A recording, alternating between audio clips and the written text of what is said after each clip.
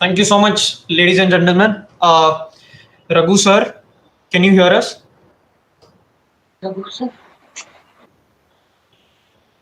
Yeah, I can hear you. Yes, sir. We've concluded with the debate. Now we would like to hear your views about the topic, about the forum and the debate. So, of course, it's a very, very important topic for all of you, given that those of you are defense aspirants will probably spend half your career if you're joining the army in Kashmir. So it's a very important topic, no doubt about it. Not just for you, but I think it's important for every Indian citizen. I'm impressed with some things that you have shown very good, including you. You moderated it very well. The speaker spoke very well. There were some stats and research which showed that they had done some studies. But I'm also surprised with some amount of the naivety and some aspects which have not been discussed at all. There seems to be a very strong myth in people's head that economic empowerment and terrorism are closely linked with each other in some sort of a proportion. That is not necessarily the case. All the 7 or odd bombers of the 7/7, bombing which happened in London, they were all very, very well-to-do. They were very well off. They were well-educated and rich people. So Osama bin Laden himself was a billionaire, son of a billionaire. So it wasn't poverty that drove him to terrorism. I think somewhere there are certain words which I'm hearing which are not very, like when you use the word uprising. Uprising is not used to talk about your own citizens protesting. Uprising is you rise up against an oppressor. So that is an uprising. So even using the word like the uprising was suppressed is you are kind of saying that there are citizens. You have to understand that there is no difference between a Kashmiri citizen or any other citizen of India. If we genuinely believe that Kashmir is a part of India, then every Kashmiri is an Indian. There is no debate that we have to integrate them into our country or something like that. There is no integration required. They are part of our country. So I think some of those myths we have to really dispel. The other aspect I didn't hear anywhere. I mean, there seems to be almost what will be the solution that will be great for you. Kind of if we make a theater for you, you will be fine. If we give you a job, there is no conversation I heard about their aspirations. Where is this assumption coming from that a military solution? There is no such thing as a military solution. If there was a military solution, then Israel would not be fighting its neighbor for the last 70 years.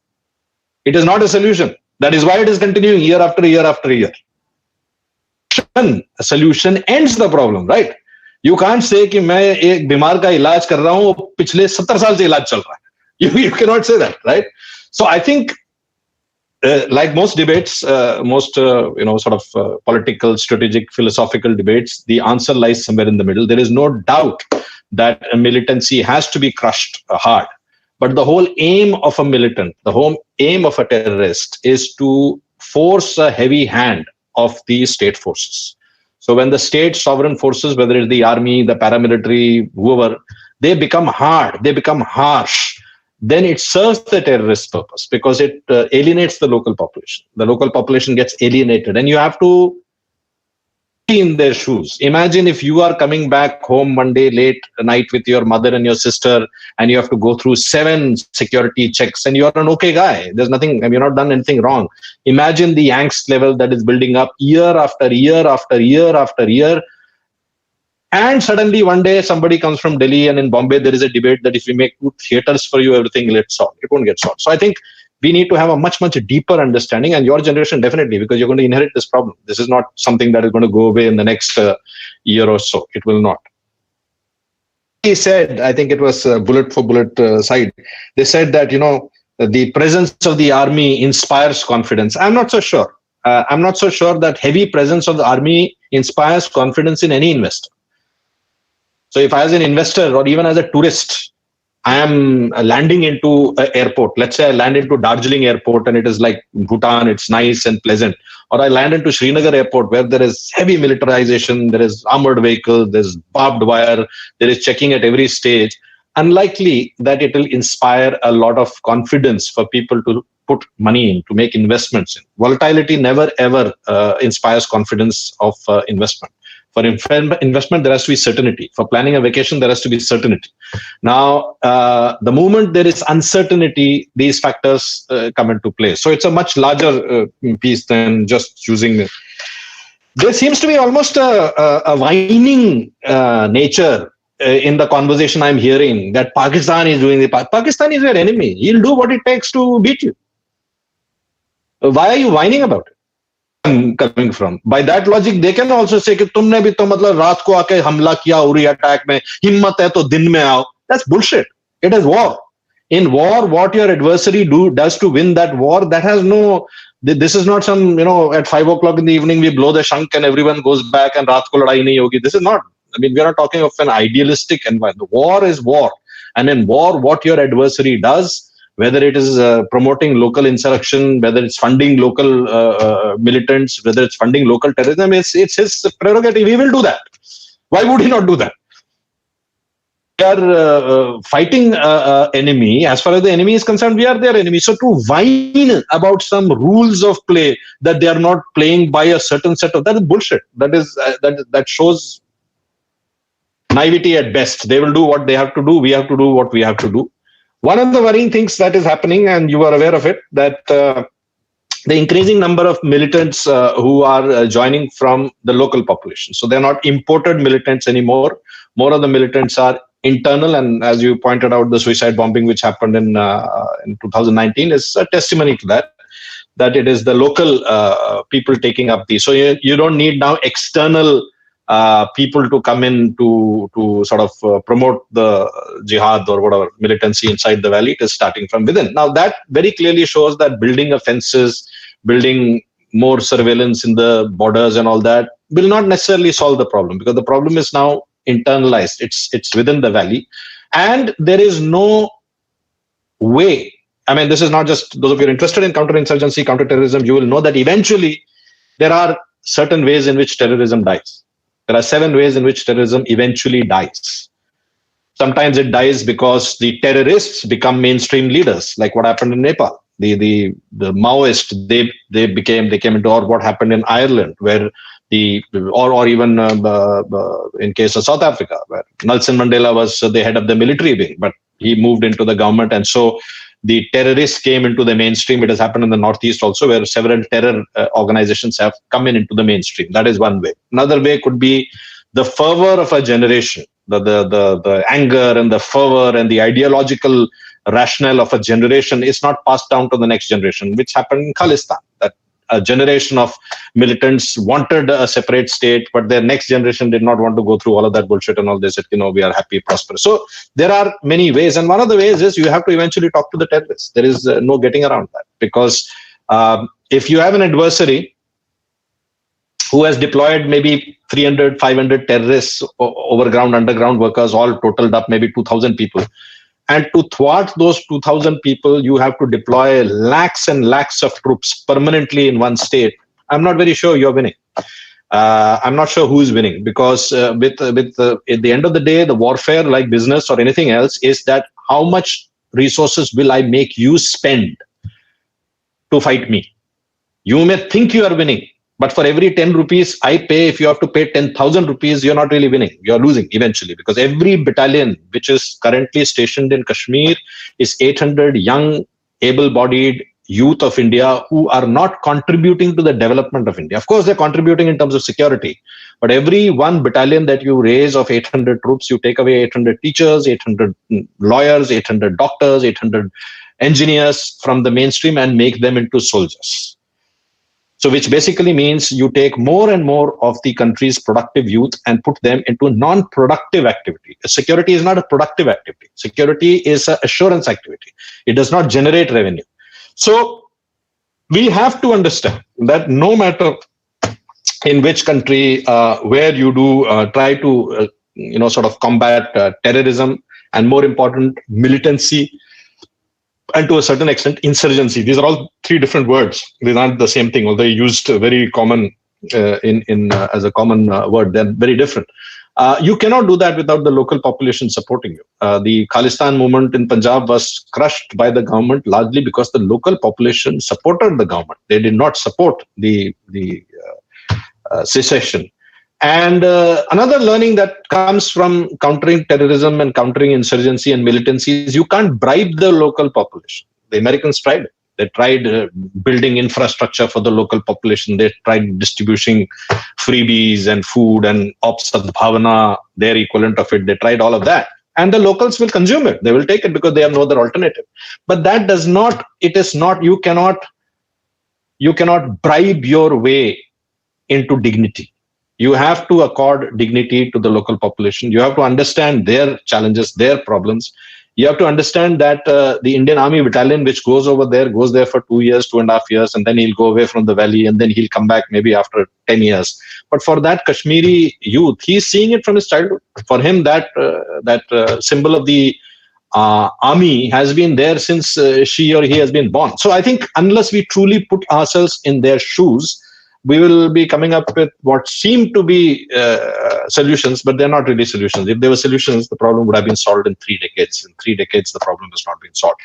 And I think it was a great debate. There was no doubt about it. I commensurate with the side which was tasked to do bullet for bullet, because that is an unpleasant side. Someone has to take the other view of the debate. And though you might want to justify bullet for bullet, but bullet for bullet is a very, very tactical, temporal activity and very localized. It cannot solve. There is no state in the world that has ever been repressed by force and harmoniously. It doesn't happen. They may repress them by force or repress any people by force, by curfews and cutting off internet and all of that. But it has to have a shelf life. It cannot be done forever, because then you're not, that is the opposite of integration, these kind of activities. So I think it was a great debate.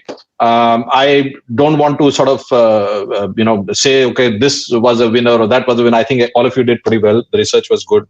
I obviously think the side which spoke about the bullet for bullet, they had a very strong logic. That the logic is good, that you do need a certain amount of security or you do need a certain amount of de-escalation of threats before development can begin, or at least isolation. You sort of negate it to a manageable area or a manageable 2 or 3 districts, and then allow the rest of the valley to flourish. That is definitely bullet for bullet has a space there.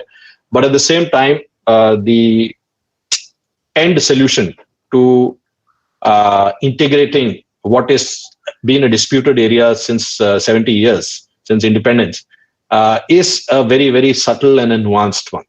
And subtlety and nuance are never synonymous with kinetic energy, with kinetic force. Kinetic force cannot be subtle.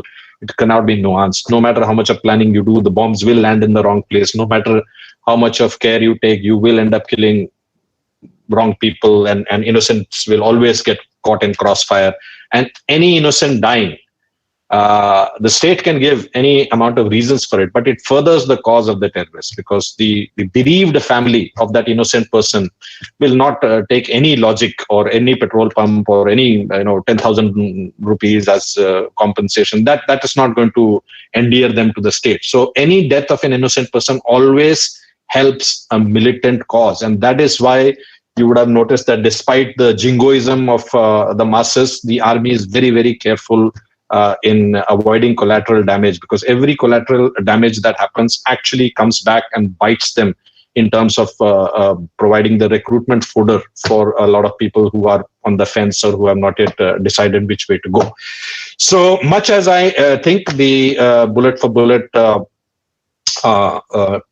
sort of panel or team did a great job, my sense is that the more of a dialogue kind of a conversation is the right way. So, but that is not so much the debaters' skills. It is much more to do with the centrality of the principle that I believe in.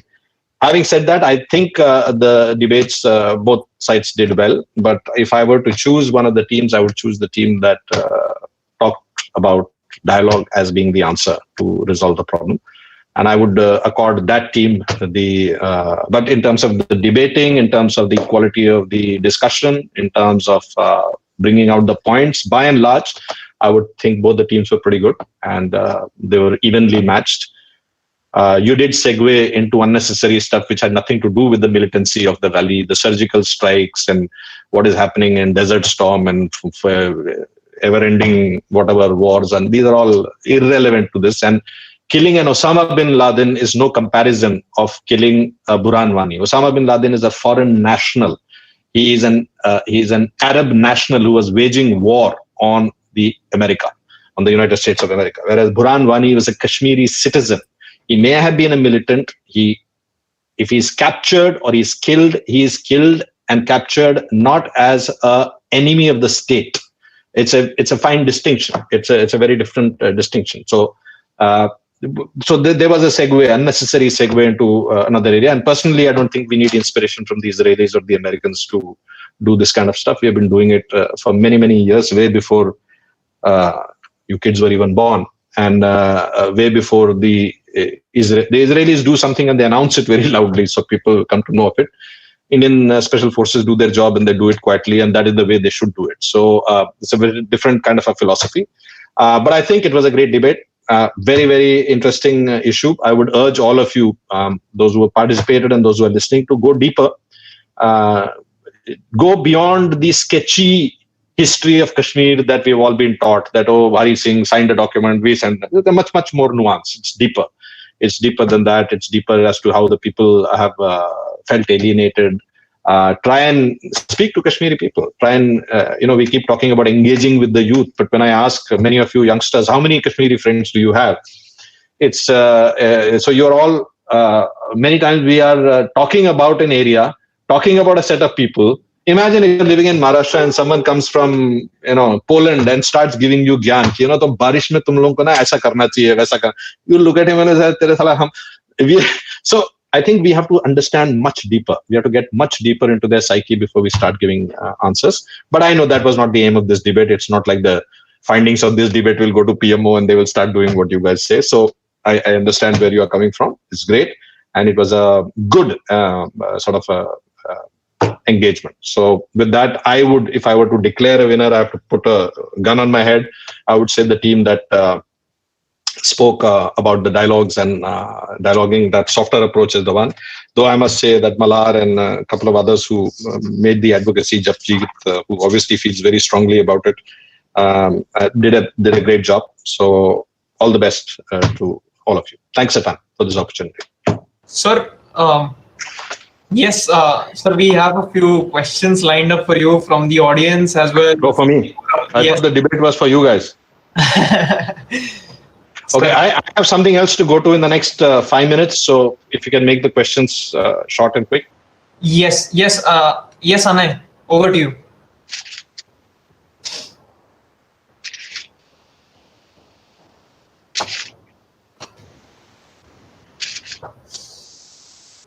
Okay, Anay has left. Sorry, anyone else? Prajwal. Is Prajwal here? Prajwal, can you hear me?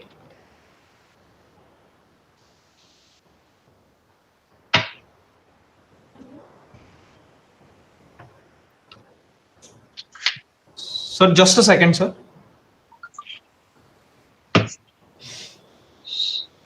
Mike. Sir, the question, I will myself tell you the question. So the question was, considering Indian Army to be one of the best professions, rather a completely different way of life, but not all aspirants get an opportunity to don the olive greens.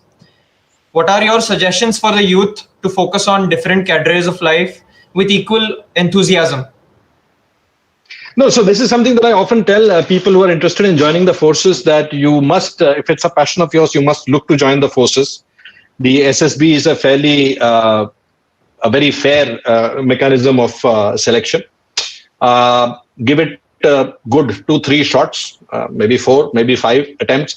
But if you're not getting in after that, I think the national service does not mean you have to wear the olive green. National service can be, if you're a good citizen, you're doing national service. It's being a good citizen, doing the right thing. Soldiering and bravery does not need to be exhibited only in the borders. A young boy like you who's in a bus stop at night and he sees some girl being pestered by 4 or 5 guys, if he jumps in between and says, "Dekhi jayegi, kya hoga? Zyada se zyada mere ko, we will see what will happen." That is equal. bravery. That is equal soldiering. And I think that soldiering is also required in our country. It's actually more required in our country. I think in the army, we have got enough number of people who are there to look after the citizens from outside. It is from inside that every young person. So many people ask me, that how do I improve my officer-like qualities? I have to go for my SSB. How do I improve my leadership qualities? I tell them, start behaving like a bloody officer, yeah.